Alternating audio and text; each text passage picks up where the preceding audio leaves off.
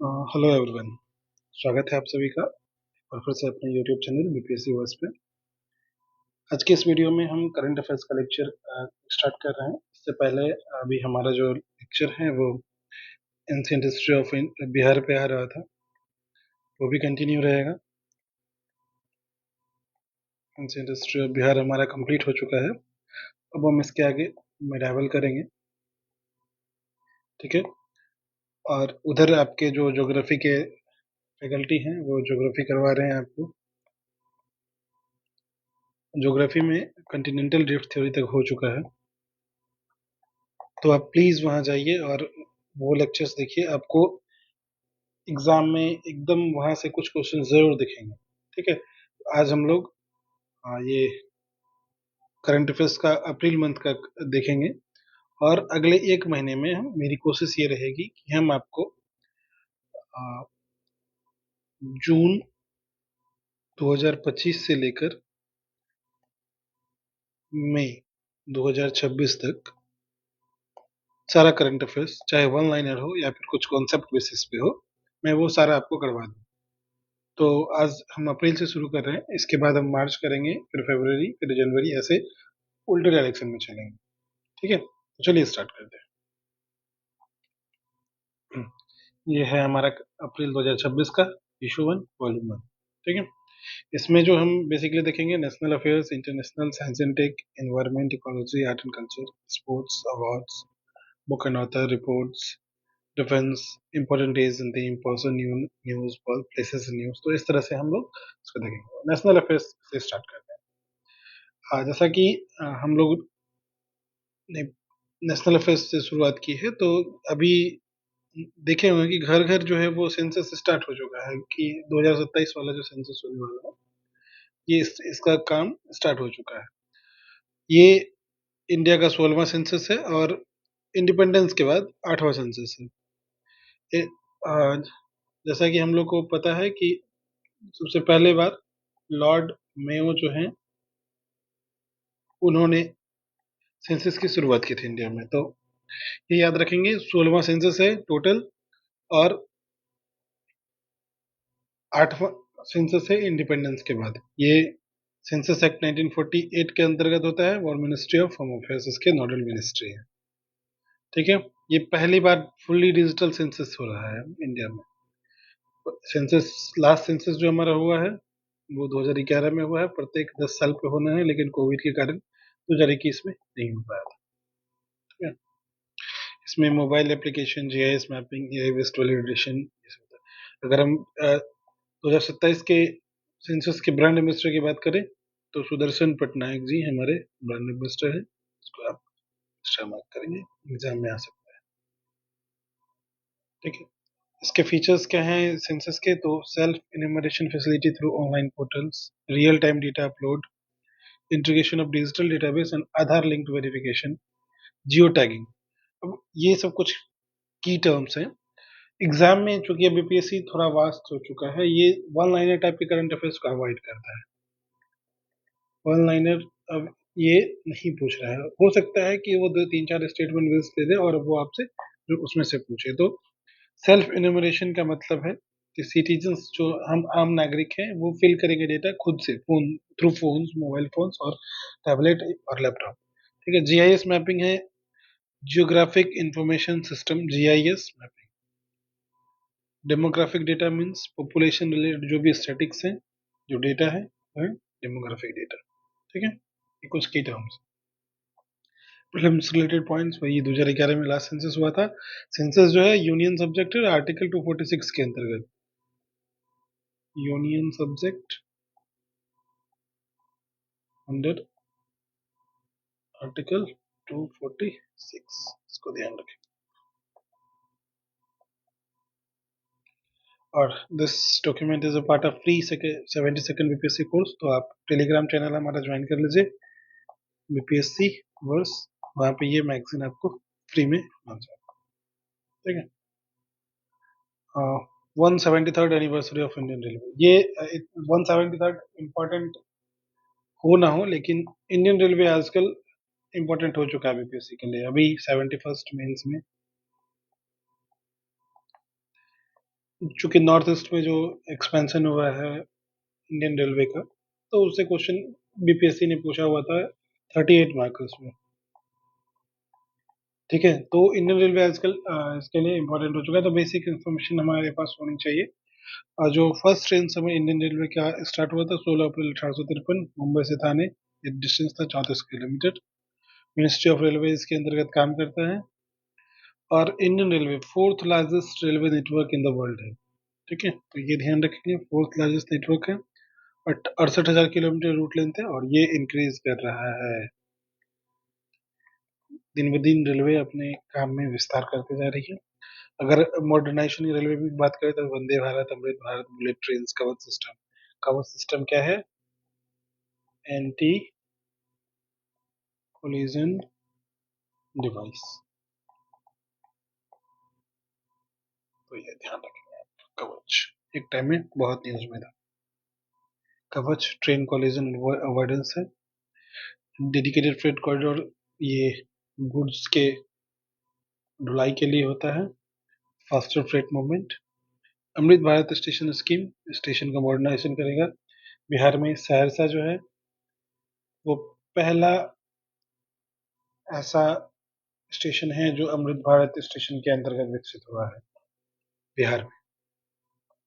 और जो important point है वो है रेलवे बजट यूनियन बजट के साथ 2017 में मर्ज कर दिया गया। इससे पहले दोनों बजट अलग अलग पेश किए जाते थे, तो उसको ध्यान रखेंगे आप। अब all India workshop on base year changes. तो जैसा कि हम लोग को पता है बेस ईयर 2011-12 से चेंज होकर 2022-23 पे हो चुका है। तो अब जो बेस ईयर होगा, बेस ईयर अब क्या होगा? 2022-23। और इसके लिए एक वर्कशॉप रखा गया था मॉस्पी के द्वारा। जगह था Visakhapatnam, Vizag.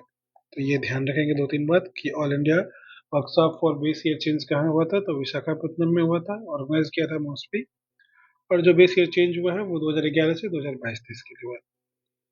Why has base year changed to reflect structural changes in economy? क्योंकि 2011-12 को अगर बेस माना जाए तो अब ढेर सारे डेटा चेंजेस होते हैं, वो रियल टाइम नहीं दे पाते हैं डेटा को। तो रियल टाइम डेटा नहीं आने के कारण हम ग्रोथ रेट को ठीक से नहीं माप पाते हैं, या कुछ और स्कीम्स हैं वो सही से नहीं ला पाते हैं। तो बेस ईयर इसलिए जरूरी है। ठीक है, तो 2022-23 करंट बेस ईयर। अभी कुछ इंस्टीट्यूट्स हैं जो समय समय पर वो ग्रोथ एस्टिमेट्स करते हैं इंडिया के या फिर डिफरेंट कंट्री के। तो इंडिया का जो ग्रोथ एस्टिमेट्स है, आरबीआई ने बोला है कि हमारा ग्रोथ 6.9 रहेगा, मतलब 7 से थोड़ा एक कम। ठीक है, 6.9। आईएमएफ बोला नहीं, 6.5 रहेगा। और वर्ल्ड बैंक कहता है 6.6। तो देख रहे हैं आईएमएफ और वर्ल्ड बैंक लगभग सिमिलर है, 6.5 6.6। और आरबीआई जो है वो 6.9। तो एक बार बस इसे ध्यान रखना, रटना नहीं है, ध्यान रखना है, ऐसा कुछ था 6.5 के आसपास, है ना। Agricultural digital company initiative, agriculture PPSC का इम्पोर्टेंट सेक्शन है। अगर प्री में ना आए तो ना आए, मेंस में तो 100% यहाँ से क्वेश्चन रहता ही रहता है। तो एग्रीकल्चर इम्पोर्टेंट है। एक एआई बेस्ड एग्रीकल्चर प्लेटफॉर्म एक लॉन्च किया गया है जिसे भारत विस्तार के नाम से जाना जाता है। बस आप याद रखेंगे भारत विस्तार क्या है, वो एग्रीकल्चर से रिलेटेड। ये weather advisory, market price information, fertiliser recommendation और क्रॉप एडवाइजरी, ऐसा कुछ नहीं। बस इसको ध्यान रखना है, भारत विस्तार एग्रीकल्चर से related. National crop nutrition summit, ये छठा नेशनल क्रॉप न्यूट्रिशन समिट हुआ है कहाँ पे? मुंबई में। तो ये ध्यान रखेंगे, छठा national crop nutrition summit Mumbai में हुआ था। इसका थीम था कवरेज, कोलैबोरेट एंड को create, 3C। Coverage, collaborate and को क्रिएट। तो कहाँ हुआ था? मुंबई में। थीम क्या था?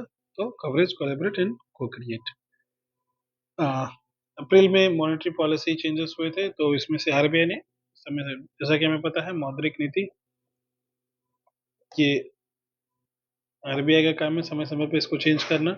तो जो रेपो रेट है वो 5.25 रहा है, पहले 5.5 था, इसको 0.25 से माइनस हुआ है मौद्रिक नीति। इसको ध्यान रखेंगे। बाकी ठीक है, मार्जिनल स्टैंडिंग फैसिलिटी 5.5 है, तो ये सब ठीक है। मॉनेटरी पॉलिसी कमेटी जो है उसमें 6 मेंबर्स होते हैं, इसको आप ध्यान रखेंगे, इकोनॉमिक्स का इंपॉर्टेंट टर्म है।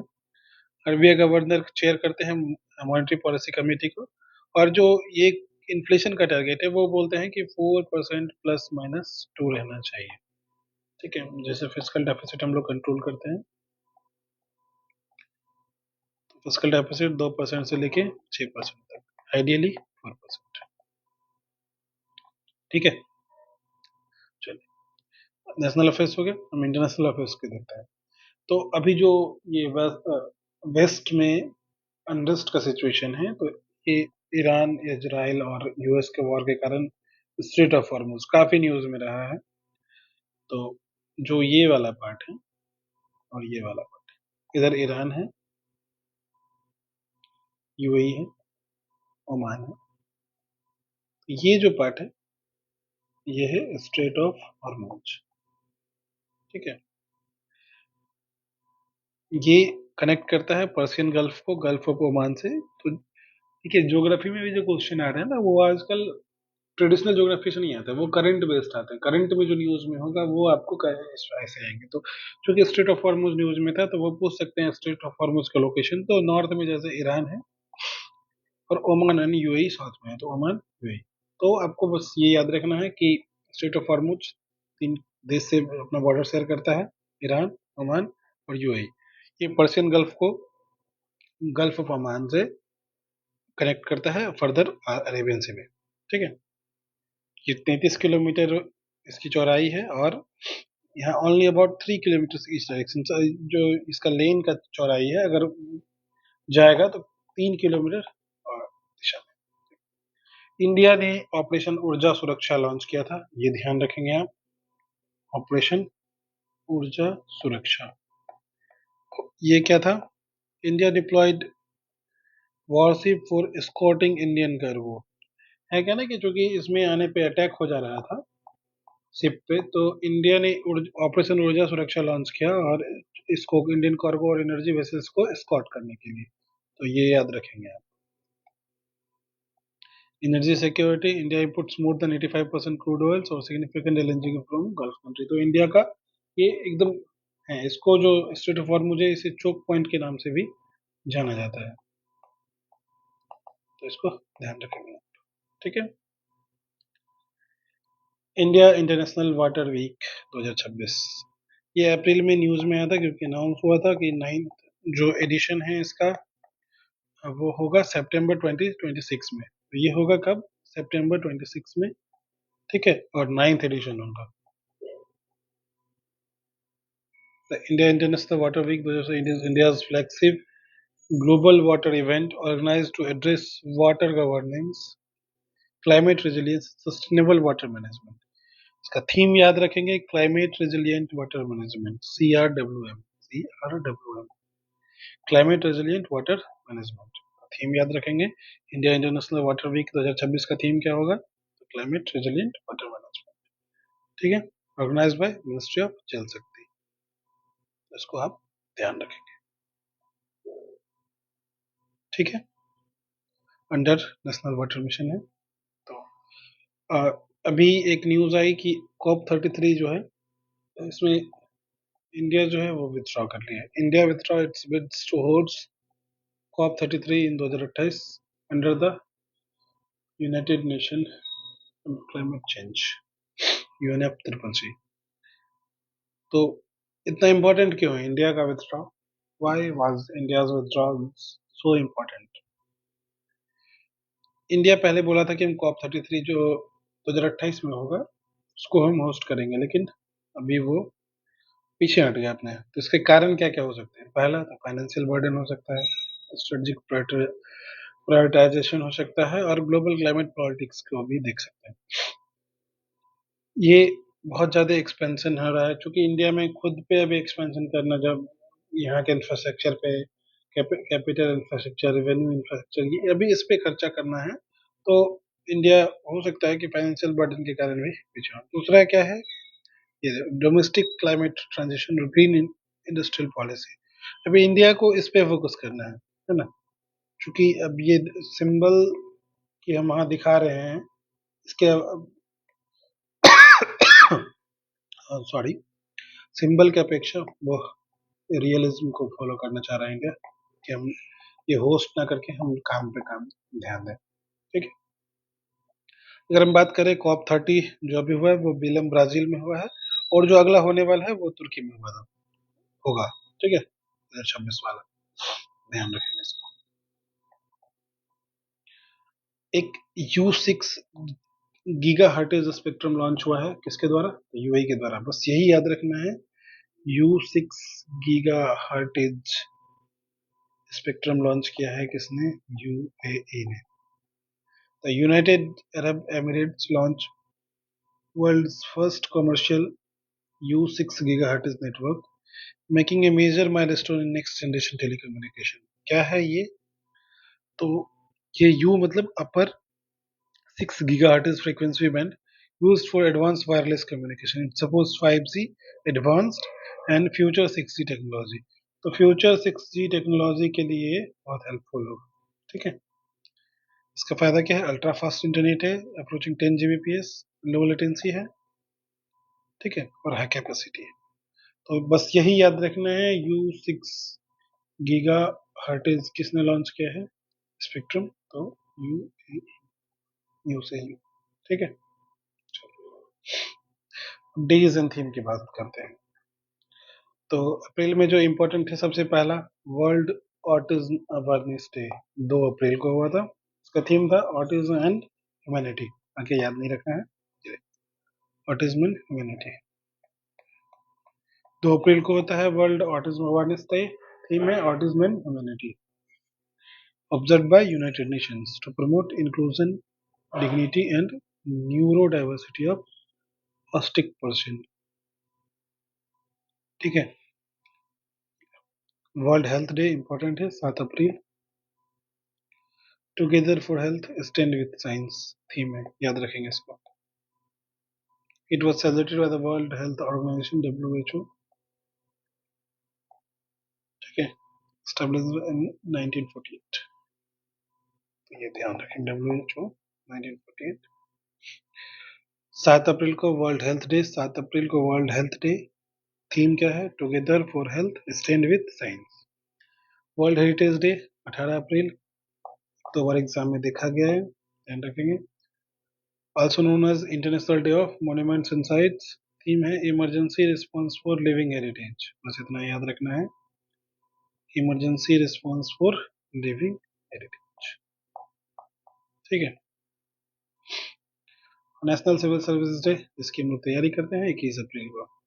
विकसित भारत सिटीजन सेंट्रिक गवर्नेंस, कुछ भी हो विकसित भारत याद रखना है। तो 21 April civil service day, civil services day, विकसित भारत थीम है। अर्थ डे 22 अप्रैल, सबसे ज्यादा इंपॉर्टेंट, 22 अप्रैल को अर्थ डे मनाया जाता है। आवर पावर और प्लेनेट, ये याद रखना। ठीक है, नेशनल पंचायती राज 24 अप्रैल को मनाया जाता है, Panchayati Raj day, celebrated to mark enacting 73rd constitutional amendment, जिसके द्वारा हम पंचायती राज इंस्टीट्यूट इसको कॉन्स्टिट्यूशनलाइज किए थे। ठीक है, पीआरआई जो पीआरआई जो है हमारा, इसको संवैधानिक दर्जा मिला था 73rd कॉन्स्टिट्यूशनल अमेंडमेंट एक्ट के द्वारा। तो उसी को मार्क, उसकी का इनेक्टमेंट को मनाने के लिए हम लोग पंचायती राज दिवस मनाते हैं 24। World malaria day 25 April, observe by WHO। ठीक है, और world intellectual property day 26 April, observe by WIPO, world intellectual property organisation. ठीक है, डीएन थीम खत्म होता है। अब हम साइंस एंड टेक्नोलॉजी पे बात करते हैं। 20 मिनट का लेक्चर हुआ है, 20 मिनट का लगभग और होगा, जल्दी ही इसको हम खत्म करेंगे। Science and technology, second integrated air drop test AIDT-02 ये हुआ है। India successfully conducted second international air drop test for the Gaganyaan mission. तो ये पूछेगा कि IADT-02 जो है वो किससे रिलेटेड है? तो ये गगनयान से रिलेटेड है। ठीक है, टू वैलिडेट क्रू एस्केप और पैराशूट रिकवरी सिस्टम, कैसे क्रू इमरजेंसी सिचुएशन में एस्केप करेगा या पैराशूट कैसे रिकवर होगा, उससे रिलेटेड ये टेस्टिंग था। ठीक है, conducted by ISRO and DRDO, दोनों मिलके, ISRO plus DRDO. Mission Mitra, Mission Mitra is an Indian space simulation initiative aimed at studying the impact of long duration space travel. तो ये जो है इम्पैक्ट को एसेस करेगा, the impact of long duration space travel. जैसे कि देखते हैं उन्होंने 600 दिन स्पेस में रहा, उन्होंने इतना दिन स्पेस में ट्रैवल किया, तो उसका जो इम्पैक्ट होगा उसको एक्सेस करने के लिए, उसको स्टडी करने के लिए ये जो है मिशन मित्रा लॉन्च किया गया है। तो ध्यान, बस ये ध्यान रखें ना मिशन मित्रा क्या है।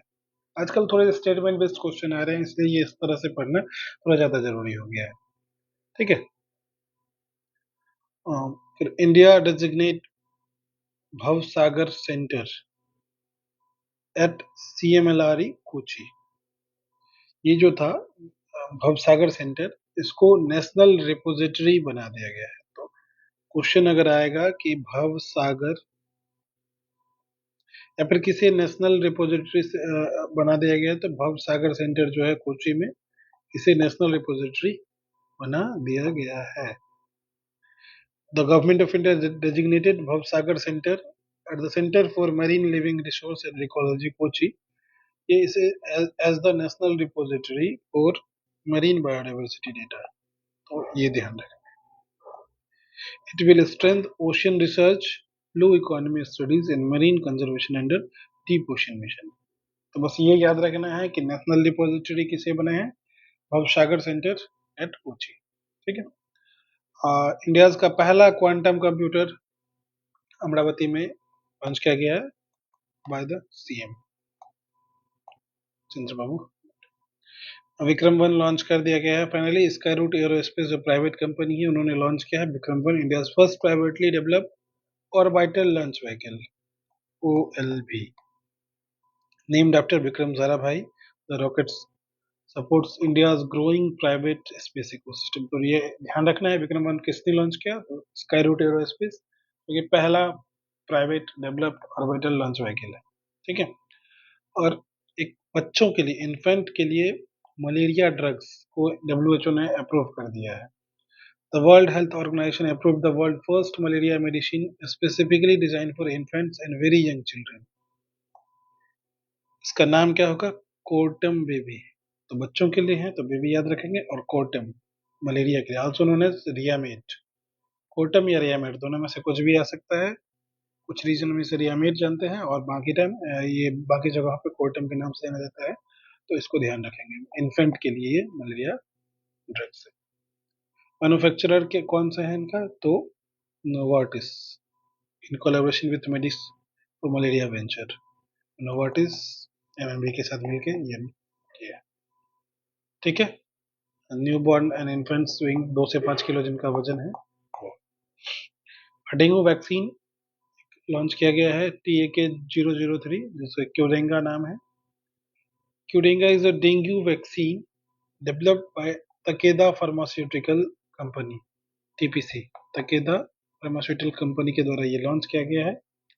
TAK-003, जिसे क्यूरेंगा के नाम से भी जाना जाता है, ये डेंगू के लिए वैक्सीन है, ध्यान रखेंगे।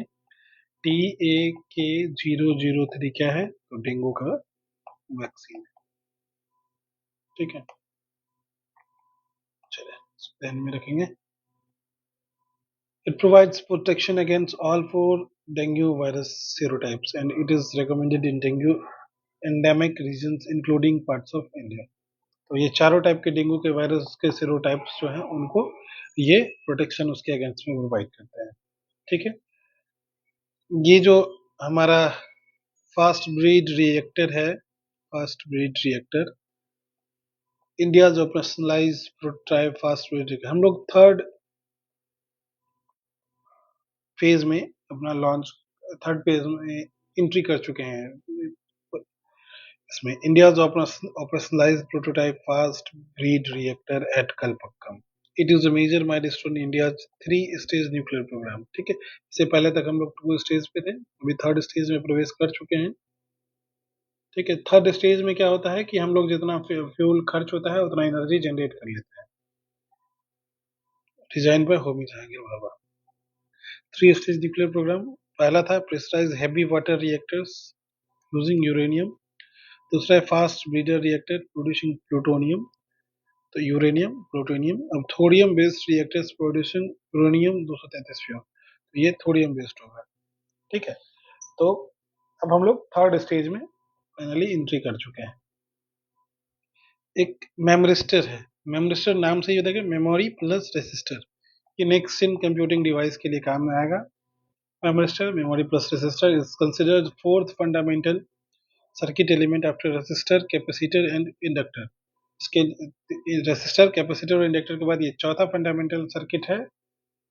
ठीक है। और ये एक साथ स्टोर एंड प्रोसेस कर सकता है डेटा को। It can store and process data simultaneously making it useful for AI hardware and neuro computer low power chip. अब अगर ये क्या है ना कि जैसे कुछ मेमोरी टाइप के होते हैं, वो नॉन वोलाटाइल मेमोरी या वोलाटाइल मेमोरी, तो होता क्या है कि जब जैसे हमारा रैम है, ये जब तक चल रहा है और अगर पावर ऑफ हुआ, पावर ऑफ में ये खत्म हो जाता है पावर ऑफ होने के बाद। लेकिन ये क्या है ना मेमोरिस्टर, ये आपको पावर ऑफ होने के बाद भी मेमोरी को सेव रखता है, तो इसलिए ये बहुत ज्यादा इंपॉर्टेंट है। ठीक है। फाइनली आर्टेमिस 2 मिशन जो है वो लॉन्च हो गया है नासा के द्वारा। NASA's Artemis 2 mission, a first crewed mission for the Artemis program, and the first time human will travel the vicinity vicinity of the moon since Apollo 17 1972 में जो अपोलो 17 मिशन हुआ था उसके बाद ये पहला मिशन है आर्टेमिस 2 मिशन जो ह्यूमन को ट्रैवल करेगा ना। ये 10 days lunar fly bye mission है और 4 एस्ट्रोनॉट्स इसमें सफर करेंगे। तो क्या है ध्यान रखेंगे इसमें, 10 days और 4 एस्ट्रोनॉट्स, ये लूनर फ्लाई बाय मिशन। ठीक है। 4 क्रू कौन से नाम इंपॉर्टेंट नहीं है फिर भी ध्यान रखेंगे। एक रीड विजमैन है, विक्टर ग्लोवर है, क्रिस्टिना कोच है। क्रिस्टिना कोच आप मिशन स्पेशलिस्ट हैं, आप जानते हैं इनको। ये first woman to travel the moon's vicinity. और चौथा जो है वो जेरमी हैंसेन है, आप नाम सुनेंगे क्रिस्टिना कोच का, तो ध्यान रखें। एक है MAI ट्रांसक्राइब 1, ये क्या है, India AI based multilingual speech to text model. आप बोलेंगे उसको ये टेक्स्ट में कन्वर्ट कर देगा, तो ट्रांसक्राइब बेसिकली करता है। जैसे यूट्यूब वगैरह को हम लोग ट्रांसक्राइब करते हैं लेक्चर्स को, तो उसी तरह से MAI ट्रांसक्राइब 1 पूछेगा तो क्या है, तो ये AI based multilingual speech to text model है। बस इस ये ध्यान रखें। एक सरल एआई है, सरल का full form simplified and automated research amplification and learning. ये एक एआई प्लेटफॉर्म है जो डेवलप्ड किया गया है अनुसंधान नेशनल रिसर्च फाउंडेशन ANRF के द्वारा। ठीक है, ANRF के द्वारा लॉन्च किया गया है ये, to convert complex technical research papers into accessible simplified content such as podcast videos and posters. तो ये ANRF को हेल्प करेगा रिसर्च सबको सिंप्लीफाइड कंटेंट में करने के लिए। ठीक है। ये 18 लैंग्वेज में अवेलेबल है, bridging the gap between the researchers and the public. होता क्या ना, बहुत सारे रिसर्च पेपर्स पब्लिश तो किए जाते हैं लेकिन वो इतने कॉम्प्लिकेटेड होते हैं कि आम पब्लिक को समझ में नहीं आता, तो उसमें ये सरल एआई जो है इसे सरल करके देगा। ठीक है, तो ये ध्यान रखें। चलिए अब रैंकिंग की बात कर लेते हैं। तो एनले पासपोर्ट इंडेक्स में अभी जो इंडिया की रैंकिंग है वो 75 है, कि पहले 82 के आसपास था, ये घटा है।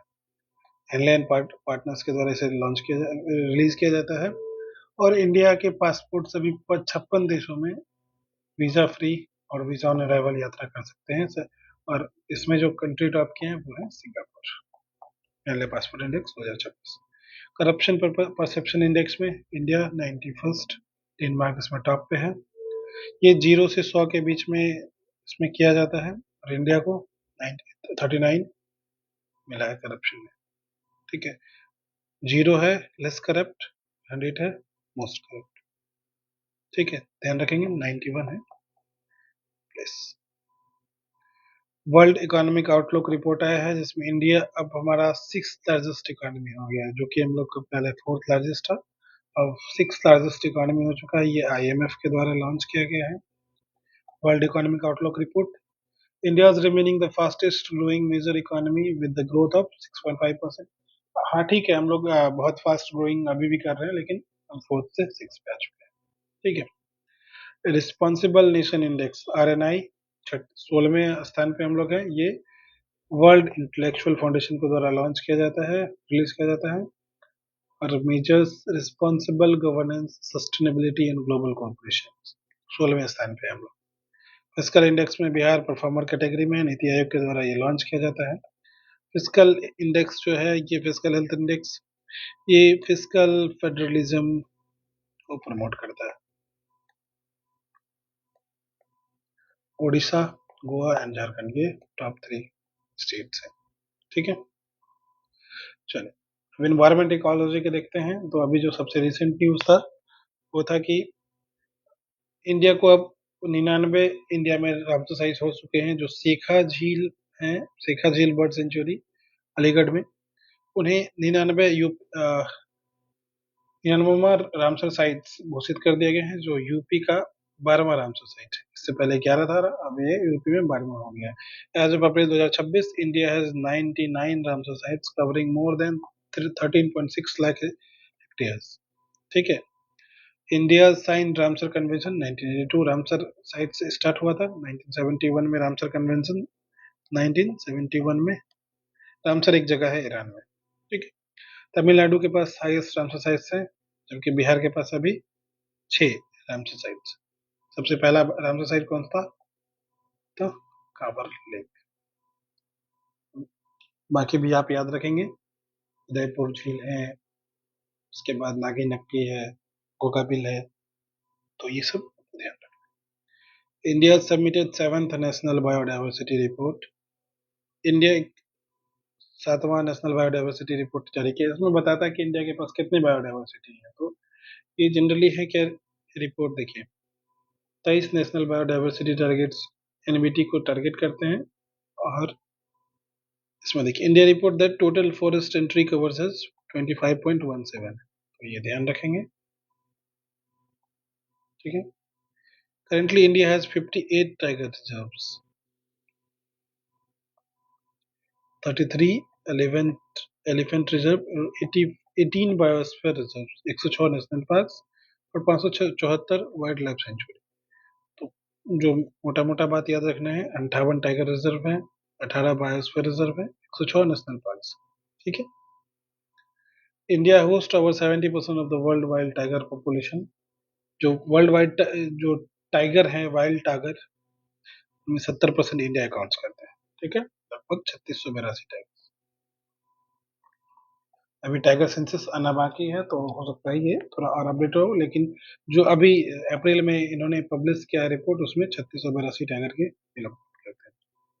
ठीक है, अब एक साखिया सागर लेक है जहाँ पे पॉल्यूशन क्राइसिस हुआ है। तो साखिया सागर लेक जो है ये मध्य प्रदेश में है, एक रामसर साइट है, माधव टाइगर रिजर्व के अंदर में। तो ये क्वेश्चन आ सकता है कि साखिया साख्य सागर लेक कहाँ है? तो मध्य प्रदेश में है, माधव टाइगर रिजर्व के अंदर में।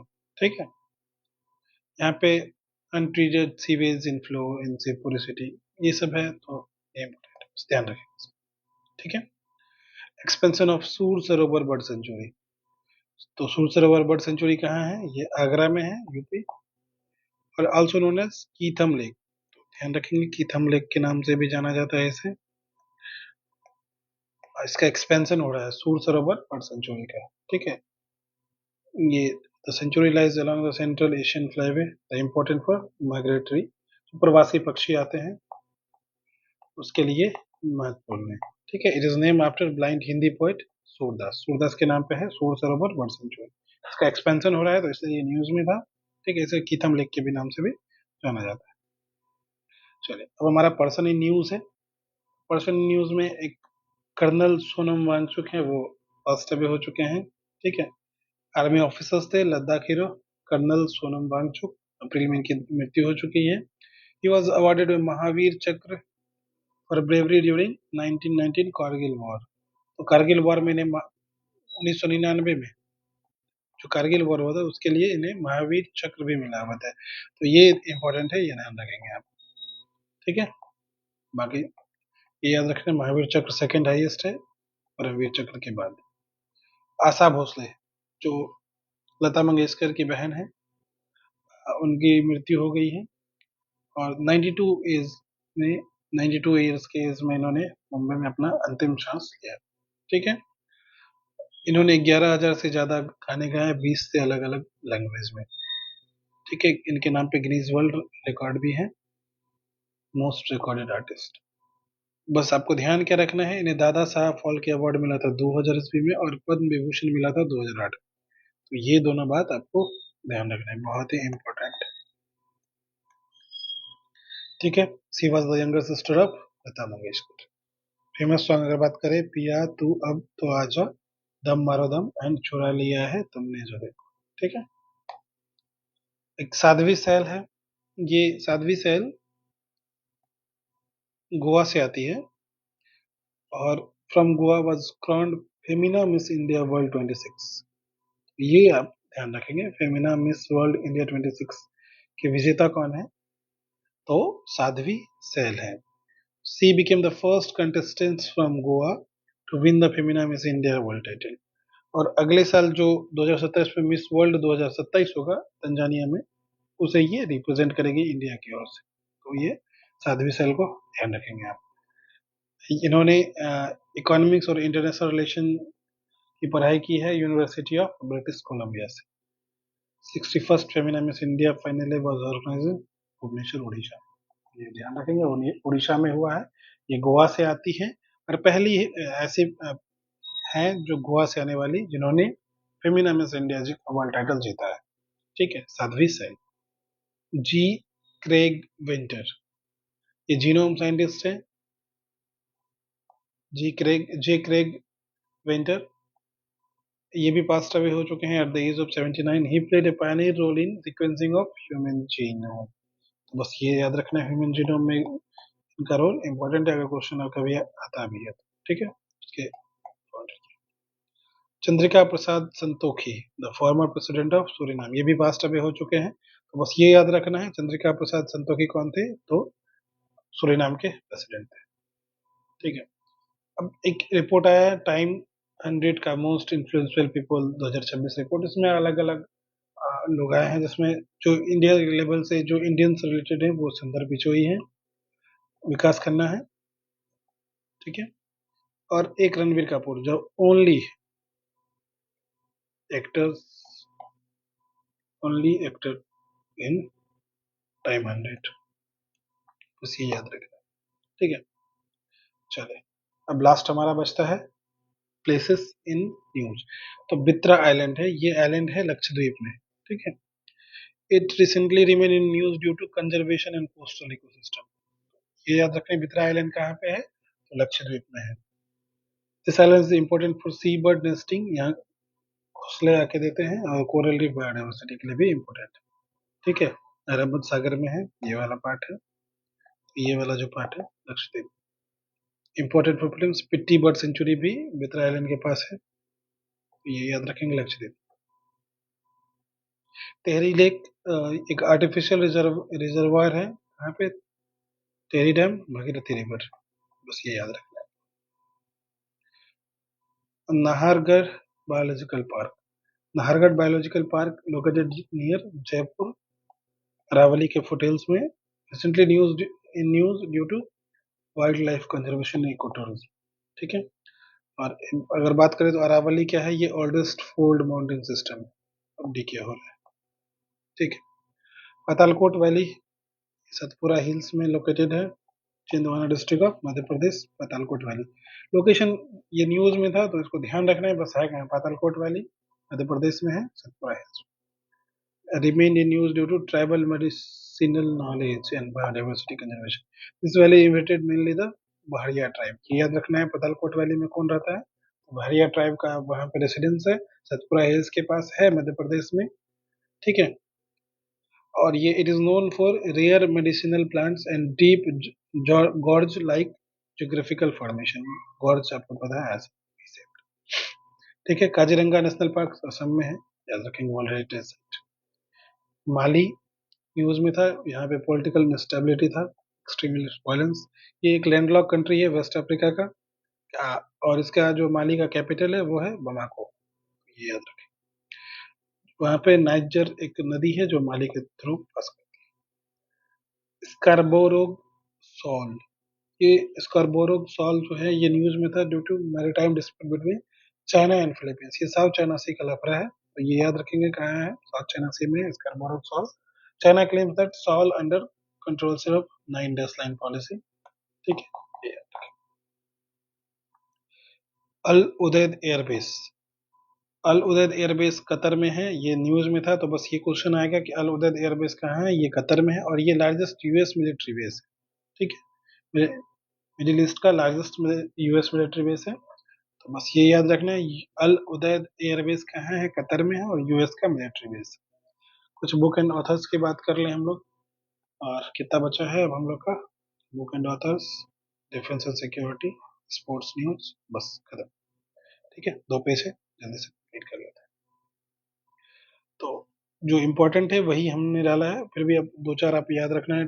टाइड ऑफ टाइम्स, ये सुधा मूर्ति का है, एकदम याद रखेंगे। Tide of times, tide of times किसका है, तो सुधा मूर्ति का है। और we the people of India decoding a nation symbol, ये टीएम कृष्णा का है। ये दोनों एकदम याद रहना चाहिए। ठीक है, और एक ये है वाइल्ड वाइल्ड ईस्ट, तन्नुल ठाकुर। ये 3 आप याद रखेंगे, बाकी अमेरिकन फैंटेसी नॉर्मन मेलियर का है, तो उतना जरूरी नहीं है, लेकिन ये 3 आपको ध्यान रखना। ठीक है, चलिए। डिफेंस एंड सिक्योरिटी में बात करें तो आईएनएस अरिधमन और आईएनएस तारागिरी, ये प्रोजेक्ट 17A का है, एमडीसी के द्वारा बनाया गया, मस्कॉट डॉकयार्ड शिपिंग लिमिटेड के द्वारा। ठीक है, ये याद रखना है बस। अरिधिमन और तारागिरी ये दोनों क्या है, प्रोजेक्ट 17A के तहत है। और ये India's third indigenous nuclear power ballistic missile है, सबमरीन, एसएसबीएन। तो न्यूक्लियर पावर्ड है, थर्ड इंडिजिनियस है, प्रोजेक्ट 17A के तहत बनाया गया है। ठीक है, अब भारत इलेक्ट्रॉनिक्स लिमिटेड क्या है, इन्होंने माउंटेन रडार डील साइन किया था। मिनिस्ट्री ऑफ डिफेंस जो है, तो इन्होंने बीईएल के साथ डील साइन किया है। किसके लिए, तो रडार के लिए, माउंटेन रडार के लिए। These radar improve surveillance in high altitude borders. ठीक है, the system supports detection of drones, helicopters and low flying aircraft. तो बस ये ध्यान रखना है कि मिनिस्ट्री ऑफ डिफेंस ने किसके साथ साइन किया है डील, तो भारत इलेक्ट्रॉनिक्स लिमिटेड के साथ। एक अस्त्र MK1 है और अस्त्र MK2 है। ये क्या है, is an extended range version of India's indigenous beyond visual range air to air missile. Air to air missile system है, ये याद रखेंगे। A2 है, और MK2 जो है स्ट्राइक रेंज अराउंड इसका 160 किलोमीटर है, और बीइंग डेवलप्ड बाय DRDO। ठीक है, ये याद रखेंगे। These missiles are designed to fighter aircraft like Sukhoi 30 MKI, तेजस और राफेल सब में लगाने के लिए। ठीक है, नवल एंटीशिप मिसाइल टेस्ट हुआ है। ये क्या है, नेवल एंटीशिप मिसाइल है। DRDO successfully tested the naval anti-ship missile short range from an Indian Navy helicopter platform. This missile is designed to destroy enemy warship with high precision. It uses Imaging Infrared Seeker (IIR) for terminal guidance. ठीक है, इतना important है नहीं, पूछ सकता है। दस्तलिक exercise हुआ है किसके किसके बीच, इंडिया उज्बेकिस्तान के बीच। ठीक है, कहाँ पे, ये 7वां एडिशन था, और हुआ कहाँ है ये, नामांगन, उज्बेकिस्तान, ध्यान रखें। ठीक है, INS Mahendragiri 7th and final steel frigate under project 17 है, ये 7वां है और अंतिम है महेंद्रगिरी। ठीक है, मझगांव डॉकयार्ड शिपमेंट लिमिटेड द्वारा। सचेत ऐप है, ये newly develop Indian naval system है for enhance anti-ship warfare capability. It integrates surveillance, targeting and rapid response combat system. तो सचेत क्या है, किनका है, तो नेवल इंडियन नेवी के लिए है, और नाम से भी पता चल रहा है सचेत। ठीक है, अब स्पोर्ट्स न्यूज है। खेलो इंडिया ट्रैवल गेम्स हुआ है 25 मार्च से 3 अप्रैल के बीच में। लोकेशन कहाँ है? छत्तीसगढ़ में। Events were held across Raipur, Jagdalpur और सरगोजा। विनर कौन रहा है? कर्नाटका। ठीक है। मैस्कॉट मोर एवर symbolizing tribal pride and bravery, Morveer. तो मैस्कॉट कौन है? मोरवीर। ये सिंबल किसको करते हैं? ट्राइबल प्राइड को और ब्रेवरी को। बस ये ध्यान रखना है। और पहली बार चूंकि खेलो इंडिया ट्राइबल गेम हुआ है तो इंपॉर्टेंट है, एग्जाम में पूछ सकता है। ठीक है। एशियन वेट लिफ्टिंग गेम 17 मई तक होगा, तो अभी उतना इंपॉर्टेंट है नहीं, हम आगे देखेंगे। ठीक है। और इसका भी अभी चल ही रहा है ISS राइफल, तो not that important. Archery world cup 7 से 12 अप्रैल तक हुआ है। लोकेशन मैक्सिको में। ठीक है। इसमें दीपिका कुमारी और ज्योति सुरेखा इन्होंने लीड किया है इसको। ठीक है। Wisden leading women cricketer of the world, Deepti Sharma, ये याद रखें। अब कुछ रैपिड फायर करंट अफेयर्स हैं जो वन लाइनर टाइप के हैं और एग्जाम में आ सकता है, तो इसको जल्दी देख लेते हैं। Prime minister of Hungary Peter Magyar, अभी रिसेंटली अप्रैल में इनका हुआ है। Chairman of atomic energy commission doctor Ajit Kumar Mohanty. ठीक है। President of Iraq Nizar Amidi, Iraq के प्रेसिडेंट निजार अमीदी। DGCA कौन बने हैं? तो director general of civil aviation Veer Vikram Yadav, याद रखेंगे। Prime minister of Mongolia Uchral Nyam Osor. Para archer of the year Sheetal Devi. तो पता है आपको कि दोनों हाथ नहीं है, ये पैर से ही आर्चरी करते हैं। WWF nation award N Aleem Yusuf. Deputy chairman of Rajya Sabha third consecutive Harivansh Narayan Singh. First women chief justice of Andhra Pradesh justice Lisa Gill. कौन है? लीसा गिल। ये पहली women chief justice of Andhra Pradesh. RELOS pact किसके किसके बीच हुआ है? तो रशिया और इंडिया के बीच में। गड़िया पूजा त्रिपुरा में मनाया जाता है। अभय चैटबॉट क्या है? CBI के द्वारा लॉन्च किया गया है डिजिटल से रिलेटेड हेल्प के लिए। India's rank in the term of renewable energy install capacity third है। ठीक है। नम्मा प्रोफेसर MS स्वामीनाथन अवार्ड किसको मिला है? तो CH श्रीनिवास राव। ये ICAR के डायरेक्टर हैं, CH श्रीनिवास राव। स्वामीनाथन अवार्ड मिला है। First Indian women to win Miss International World Classic 2026, ये गीतांजलि ओम प्रकाश को। ठीक है। Best film at Chetak screen award Homebound, ध्यान रखेंगे, इंपॉर्टेंट है। President of Vietnam To Lam. India's most expensive painting, अभी जो बहुत वायरल हुआ था यशोदा एंड कृष्णा का, 167 करोड़ में बिका है और बनाया गया था राजा रवि वर्मा के द्वारा, तो इंपॉर्टेंट है, ध्यान रखेंगे इसको। India's first petroglyph conservation park, ये लद्दाख में। पहला Asian country to ban on social media children under 16 years, तो ये ध्यान रखेंगे, पहला एशियन कंट्री इंडोनेशिया। इससे पहले ऑस्ट्रेलिया, सबसे पहला देश जो है वो ऑस्ट्रेलिया था जिन्होंने इसको बैन किया था। लता दीनानाथ मंगेशकर अवार्ड कैलाश सत्यार्थी को मिला है। ठीक है। National book critics circle award में अरुंधति राय को मिला है मदर मेरी कम टू मी के लिए। ठीक है। World book capital of the year Rabat को मिला है, मोरक्को को शहर world book capital of the year. ठीक है। ये रहा हमारा अप्रैल का current affairs. Thanks for watching. हमने 50 मिनट से कम में आपको पूरे अप्रैल का करंट अफेयर्स पूरे एक्सटेंसिव वे में करवाया है, तो आशा है कि आपको ये लेक्चर पसंद आया होगा। आप हमारे चैनल टेलीग्राम BPSC वर्स को सब्सक्राइब करिए और टेलीग्राम पे भी ज्वाइन कीजिए, यूट्यूब चैनल पे सब्सक्राइब कीजिए और इंस्टाग्राम पे भी हमें आप जुड़ सकते हैं, और ये नोट्स आपको टेलीग्राम चैनल पे अभी हम भेज देते हैं। ठीक है। Okay, bye bye, thank you.